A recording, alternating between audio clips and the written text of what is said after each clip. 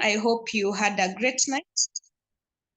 I hope you've woken up well. I feel amazing, ready for this new week.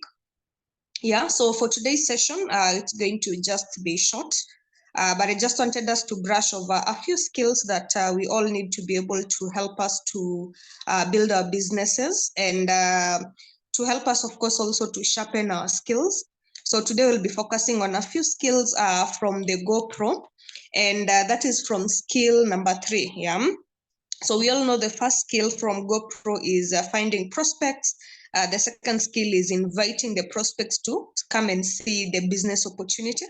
And I believe most of us are already good in those two skills. Yeah, we see each other inviting for the BYM, inviting for success days, inviting, adding new people into the group, And so today I want us to focus on from skill number 3, which is presenting the opportunity. Yeah. So presenting the opportunity to a new person, this is very important because it helps you to connect with this person and this person is able to make an informed decision. Yeah. This is one of the most important skills as far as recruiting is concerned. And we all need to learn how to present professionally. Yeah, like for instance, yesterday Natasha was doing the Zoom session. I wasn't in that session. We had a Kenyan session, but everyone was commenting, she's presenting well. Yeah, and the reason why you have to learn to present professionally is so that you can create duplication.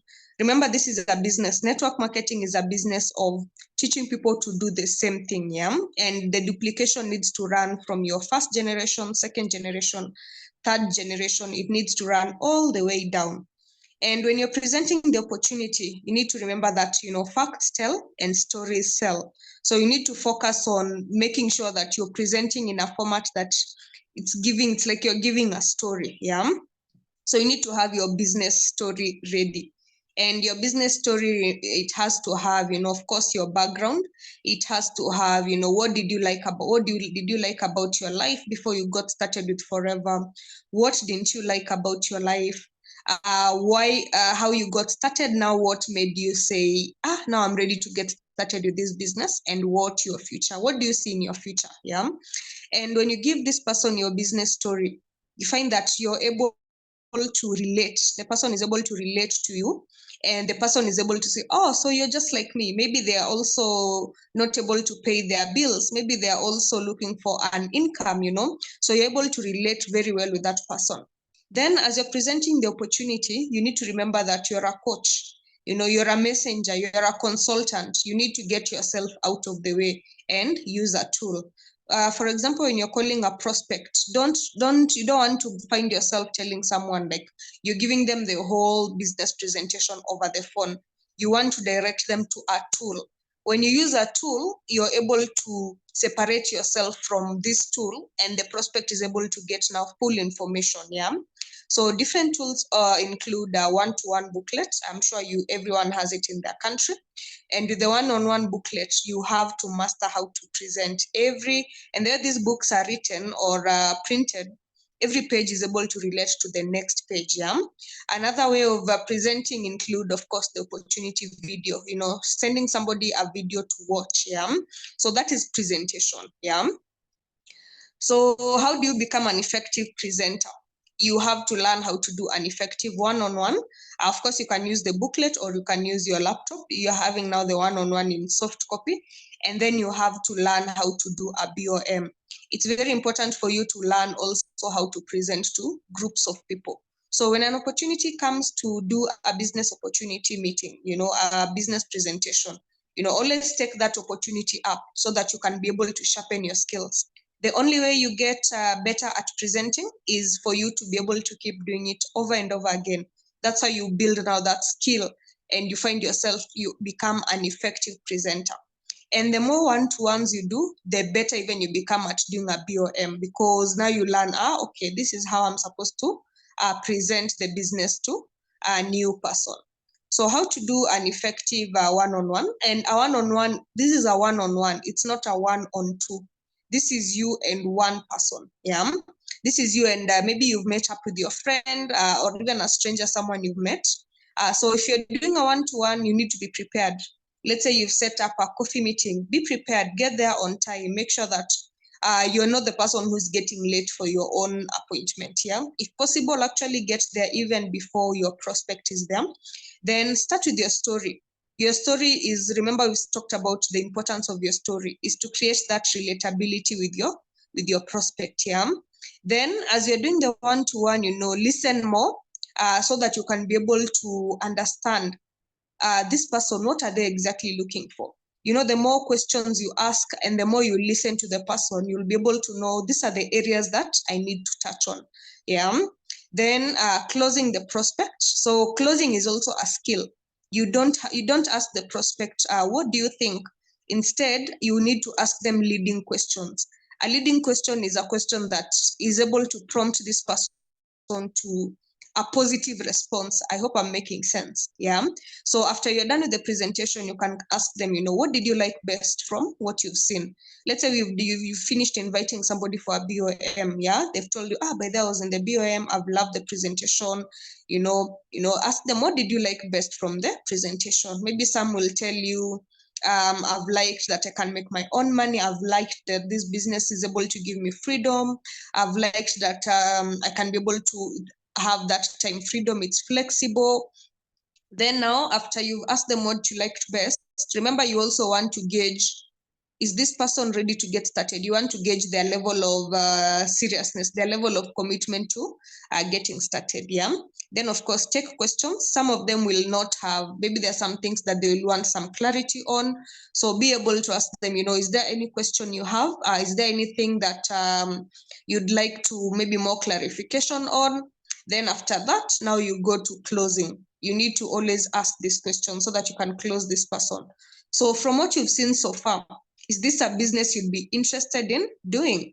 Yeah. So you want to get a yes or a no. Don't just invite people for a BOM or even do a one-to-one and you just finish like that without getting an answer. It becomes very hard to follow up later. So make sure that you get a yes or a no. Yeah. So once they've said yes. Yeah. If the prospect has been able to say yes to getting started, you welcome them to the business and then you get them to the first exposure. Yeah. If they say no, thank them for their time and ask for referrals. Yeah. Some of them, by then, they'll just tell you no, but also as they tell you no, you remember this is where you need to have now your pipeline. This is somebody you can now follow up with them in the next maybe 3 months, in the next 6 months. Remember, the prospect will join the business when the time is right for them, not for you. Maybe right now somebody is having a good career, maybe they don't mind, but maybe in 3 months something will have changed. Maybe in 3 months they want to travel more. Maybe in 3 months, in 6 months, they're looking for that change. Yeah. So if somebody says no, don't just cut them off. Don't always create an environment where it's safe for a person to say no. And even when they're saying no, they're not saying no to you. They're saying no to the opportunity. They're saying no to the products. Yeah. And then ask them for referrals. Who do you know who will be interested in such a business? Yeah. If they say they need to think about it, because some of them they are not sure, you need to send them another exposure. Remember, the whole point of giving somebody an exposure is to send them another exposure. Yeah. So you can send to them the video called The Rise of an Entrepreneur. It's on YouTube, or even send them Brilliant Compensation, also on YouTube. Yeah. Yeah. Now you've already presented this business to somebody. The person has been able, your prospect has been able to understand what the business is all about. Now that's where now follow-up comes in. Yeah. And following up is doing what you said you'll do when you will do it. So if you've told a prospect, I'll call you at this time, you need to call the person at that specific time. If you're forgetful, make sure you have your diary. Make sure even you can be putting reminders on your phone. Yeah. And the good thing, even with using the productivity manual, it already has, it helps you to plan each and every single day. Yeah. So why do we set an exposure? To set the next exposure. Remember, our goal is education and understanding. That is something you always need to remember when it comes to closing prospects. The goal is education and understanding. You want your prospect to be able to make an informed decision. Yeah. So it takes an average of 4 to 7 exposures for the average person to be able to join the business. So maybe, for example, you can send somebody the video the first time, maybe they watch and they are not really in, maybe the second time you meet, maybe the third time you're inviting them to a BOM, then that's the time they see the business, yeah? Maybe even they can join a BOM, maybe where somebody is presenting, and maybe this person they're able to relate more with that person than even you see. That's how now, that's why it's important for every opportunity to invite people to come and take a look at the business. You need to be able to take up those opportunities. Then you need to condense the exposures to avoid boredom. So the minute somebody is able to like say yes to the business, you want to condense those exposures. You want to move them from a one-to-one, you want to move them to a planning, you want to move them to them buying their first stock like that. You want this person to move with speed. You need to think about it. For example, like if you get a new job, you'll find that your supervisor at work, today they'll tell you, this is what you're supposed to do. Tomorrow, they always guide you through everything before now you get the momentum of that particular job that you're doing, yeah? So as you're following up, of course, you're going to be getting questions and objections from these prospects. And mostly there are two types of objections. The first type is limiting beliefs in their abilities. And then the second type of an objection is limiting beliefs in network marketing. And we'll go through the objections in the next slide. Yeah. So when somebody has given you an objection, the best response is to show them empathy. Yeah. Show them that you can relate with them. And one of the best ways to do that is using feel, felt, found. Yeah. So show them that either you or someone had the exact same challenges. For example, if somebody tells you, I don't have the money all the time, yeah? Let's say I don't have money, yeah? So for me, when I got started, I didn't have money. So how I would counter that objection, I feel, remember we said feel, felt, found. I feel what you're saying. I felt exactly the same way, yeah? But what I found was, if I continue to just wait, there's no way I'm going to get that money. So I decided, you know what, let me come and learn about the business. And that's when now I was shown how to move these products. That's when I was shown how to talk to people. And as much as I didn't have money, now I was able to collect the money from customers and come and, get them the products, yeah? I'm not a salesperson. These are some of the objections you can encounter. Yeah. And of course, we know most of us, before we joined this business, we've never even sold anything in our lives before. Yeah. So when you use that feel, felt, found, and it has to be very sincere. You can even use an example of, somebody in your team. Yeah. Some will tell you, I'm too young, I'm too old, I'm too busy. So you're able to get this person to see, like, for example, if somebody tells you they're too young, give them an example of somebody who is young in the business. Maybe this person is 20. We all know there are those people who started this business even when they were 18 years. Some started when they were 20, yeah? And we also know that this business is not for a specific age group, yeah? So when you're able to show them that, these are mothers who are doing the business. Like for me, I'm not a mother, but if I recruit somebody who is a mother, I can be able to show them this is another mother who is also doing the business. Yeah. Another kind of objection is somebody telling you, is this MLM? Is and this is one of the objections that sometimes you find, wow, okay, how do I counter this objection? So when somebody is asking you that, always know that there's a story behind this type of an objection. So ask questions. You can ask them, find out what happened. Ask the person, okay, why do you ask that? Yeah, tell me. I know there's a story here. Tell me what happened.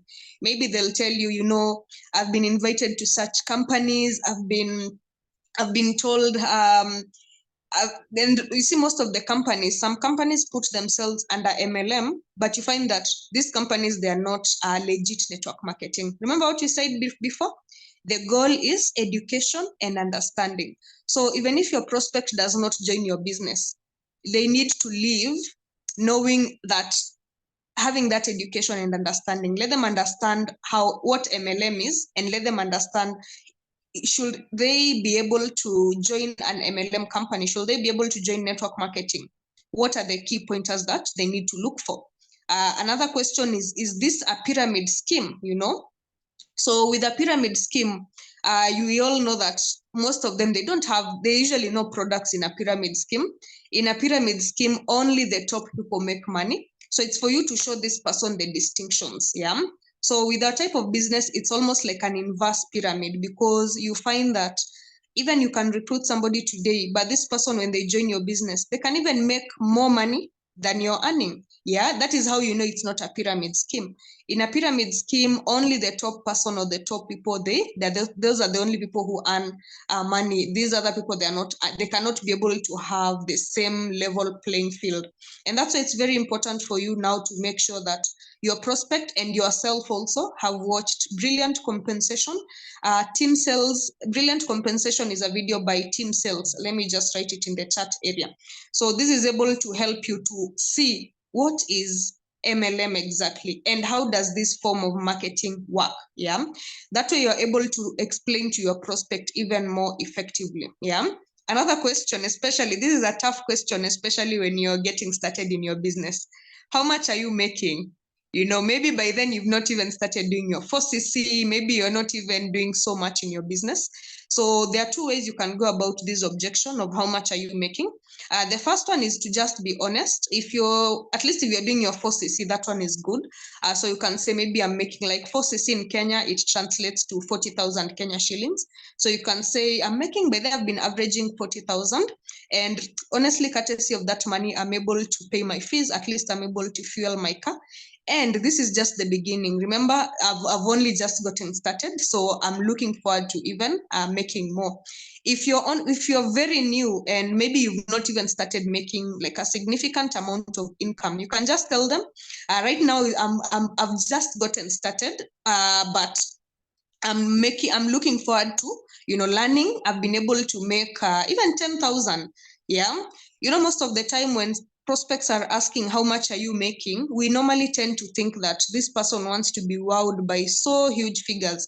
Someone wants to be wowed by maybe 50,000, 100,000. Most of them, they're just looking, as long as it's an extra income, this person will be able to be interested. Yeah. And if you're honest with the person, some things, they just look unrealistic. Like, for example, telling somebody that you're making 1 million and you're telling them you started the business last month. That's just, even the prospect just feels like, even this person is lying. So don't lie when it comes to talking about your income. Yeah. Then when you're talking about your income, don't make your, like, with our business, there are those months you made a lot of money. Don't give them that as your average, like the one time you had your highest income. You can give them a range maybe of where you're averaging and your highest income. Yeah. And then give them that assurance that, of course, you're going to make even more in future. Yeah. So the more you practice, the better you become, because now that is how you learn how to handle these objections. It even becomes now second nature even to you. You have them now at your fingertips. Yeah. And with the first steps to manager, by the way, there is a lot of all these objections, actually, they're written there, how to handle those objections. So make sure that you go through that book very effectively and master it. Yeah. So how do you help now your new prospect to become a distributor or a customer? Yeah. Remember, this person, when they're getting started, it's not just about signing them up and telling them, okay, now figure the business out. No, this is a process that you're taking this person through. So the first thing, you need to emotionally detach yourself from the outcome. Remember, I will always repeat this, the goal is education and understanding. You need to help this, you are helping or guiding this person to make a decision. Yeah. So how helping your new prospect to become a distributor, this will all start with your mindset. What kind of a mindset do you have? Yeah. So as you're doing your one-to-one, as you're presenting, as you're following up with this new person, expect that this person would want to join. Have a spirit of expectation. Yeah. Don't just be, and this is not to be confused with being a hunter. There are two types of network marketers. There are hunters and there are farmers. When you're a hunter, you find that you're the kind of person who is pressuring a new person, like, to join, like, when are we getting started? Come and join my business. People don't like to be hunted. People don't like to feel hunted. Yeah. But if you're a farmer, you're sharing more, you're giving this person more exposures. You're being a coach, you're being a consultant. Yeah. So have that expectation that this person will want to join the business. And this expectation will come from now your belief in the business. Yourself, do you believe that this is a good business? Remember, people don't join you. People don't join forever. People join you. Yeah. So if they can already feel that you're confident in the business, your chances of closing this person, they become even higher. Yeah. Then as you help your new prospect to become a distributor, always promote yourself. This is something for me personally I do. I promote myself as a coach. I'll be here to guide you. I'll be here to coach you. Yeah. So when they feel, because most people, they're afraid, like, when I start this business, will I have to figure everything out on my own? Now those products, how will I know them? How will I understand them? How will I do this? Most of them, they're just in fear of figuring everything out on their own. So when you promote yourself as a coach, this person is able to feel like, okay, I can actually do this, because the support, the coaching, the mentorship, the training, they are there. Yeah. Also, you can also use feel, felt, found over here. I also felt the same when I was getting started. I didn't know anything about the products. I didn't know anything about the business. But what I found was there are a lot of Zoom trainings. We have a lot of physical trainings, and my mentors were also there to be able to guide me each and every step of the way. Yeah. And then always be prepared. Have everything you need to get a person get started right on the spot. So if you're going to meet a prospect somewhere, you need to be prepared with the catalog, and you can even be having a new catalog, a new first steps to manager, even having the form that somebody is able to join with, and be preparing them even for them to be able to send money to forever, because you're expecting to close them. Yeah, you don't want, like, maybe you're meeting somebody is somebody wants to get started, and then you don't even have any of those tools. Yeah. In Kenya, we are able to sign people online, so you can just use our phones to sign people. Yeah, but always make sure that you have all of these things ready. Yeah. Then now you also want to help your new distributor to get started right. And this is where now the game plan interview comes in. Yeah. So the game plan interview, the first thing of this interview is you need to validate their decision to get started. So this person have said, yes, I'm joining this business. Yes, I'm ready to get started. So now this is where you remember you're their coach, you're their mentor. This is where now you tell this person, wow, welcome to the business. This is the best decision that you've ever made. I'm looking forward to working with you. I'm looking forward to seeing you succeed in this business. So the minute you're validating their decision, because every person always has that buyer's remorse. Even sometimes even ourselves, sometimes when we buy things, when you go home, you're like, why did I buy this? That is buyer's remorse. So even when these people are getting started in the business, there's always that element of doubt, like, have I made the right decision? So when you validate that, at least you reduce that feeling of the buyer's remorse. Yeah. Then game plan interview number 2. This is very important. You need to set their expectations. Yeah.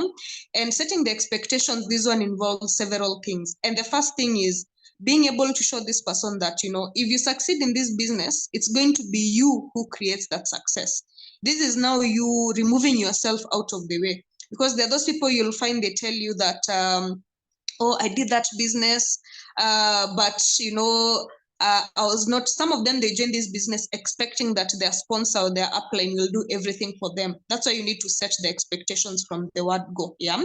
So if you succeed in this business, it's going to be you who creates that success. If you fail in this business, it's going to be you who creates that failure. So you are the difference between that success and failure. I'm here to guide you, but not to do it for you. I'm here to work with you, but not for you. So this already sets their expectations, knowing that this is my business. Yeah. They can use you as a guide, but not as an excuse when things are not happening. So this helps the person to have that responsibility over their own business. Yeah. And then game plan interview number 3. Make sure that they have their personal use products. They need to have their personal use products, at least all the basics. They need to be using, the personal care range. They need to be using the skincare range. If this is someone who needs to lose weight, let them even start with their products for weight loss. Then they also need to have the tools, the appropriate tools. They need to have products catalog. They need to have the first steps to manager. They need to have the price list. They need to have the receipt books.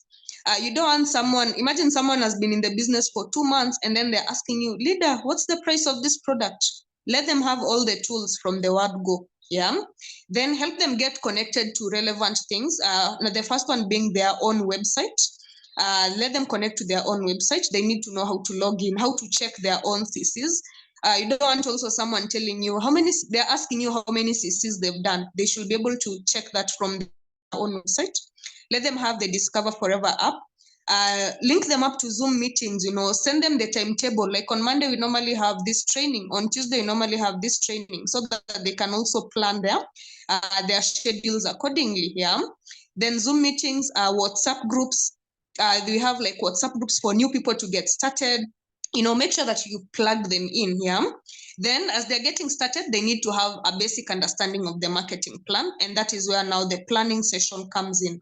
Yeah. So this planning is basically the orientation of getting your new person get started in the business. Yeah.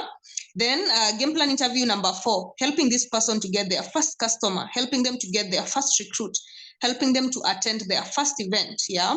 So when you recruit somebody, remember this person becomes your responsibility. You need to be with them, guiding them, coaching them each and every step of the way. Then game plan interview number 5, always give assignments to this person. Yeah. For example, when someone is getting started, let them go and write, a list of names. Yeah.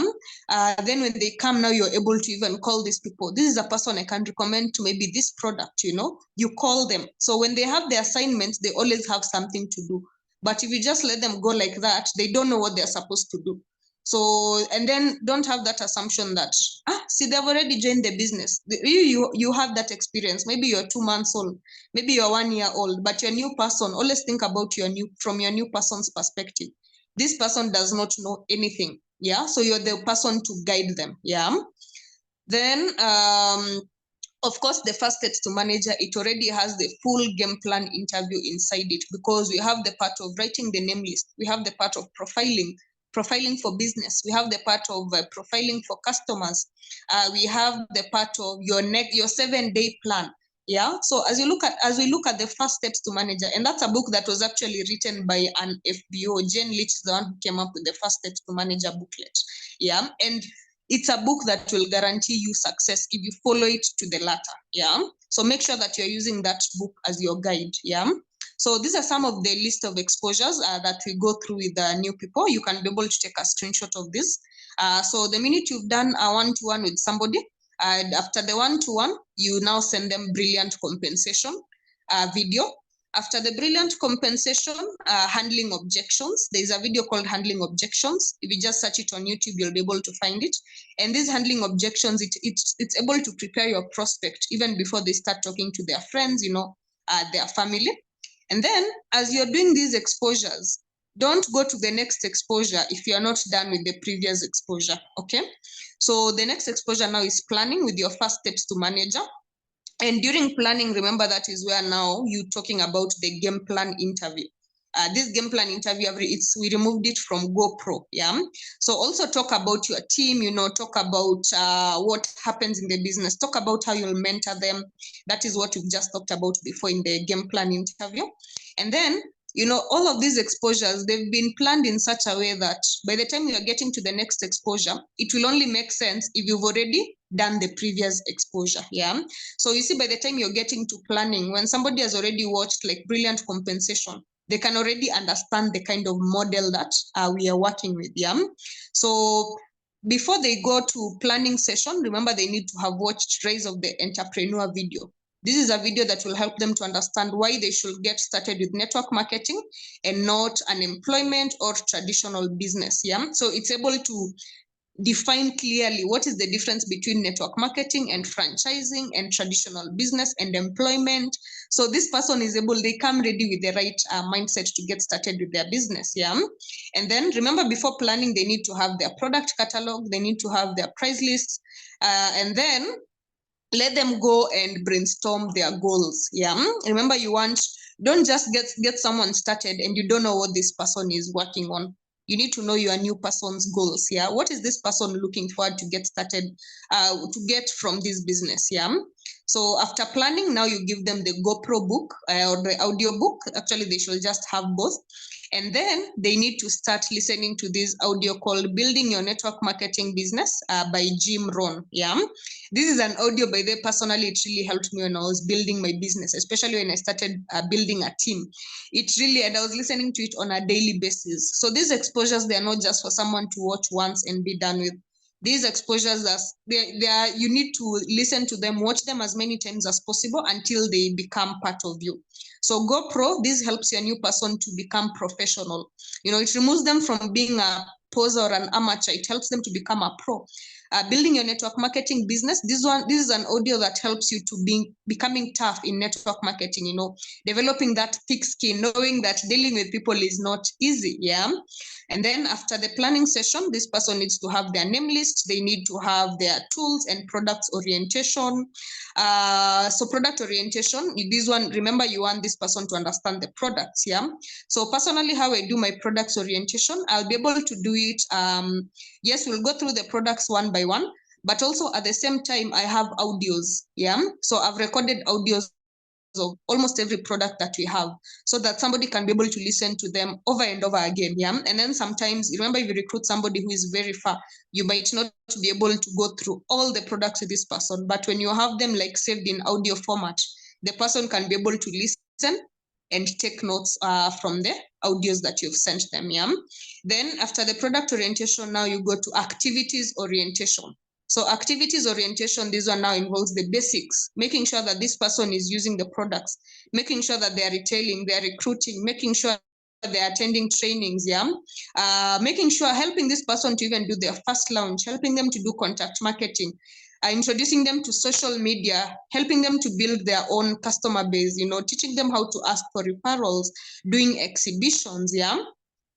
And then, of course, now company tools orientation. So there are those books that they are part of the company tools that are very important.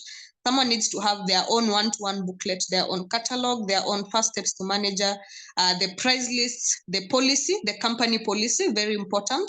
The receipt book. There are those clients who will ask you, you know, I need a receipt. Yeah, so I don't know about your country, but in Kenya, we normally have a receipt book. Yeah. And then the fit books, like the C9 booklet, the fit 15 booklet. Yeah. So those are the company tools. And then we have the personal tools. Yeah. Making sure this person has their own name list. And this name list, it needs to be profiled. Yeah. Then after their name list, they need to have their active candidate list book. Remember, the active candidates, this is now the pipeline. Once they've introduced new people into the business, making sure that where now they are recording that pipeline, then they need to have a grinding book. In Kenya, we call it a grinding book or a diary. This is now like your book where you're writing everything, you're recording everything you're doing on a daily basis. Yeah. Then they need to have a notebook for training or their DMO. Their DMO is now the daily method of operation. Like, there are those things that you need to teach your new person every day. These are the things you're supposed to be doing. And then they need to have their client list book. And with the client list book, it has two parts. So it has prospective clients. These prospective clients, these are people who they're interested in the products, but they haven't purchased the product.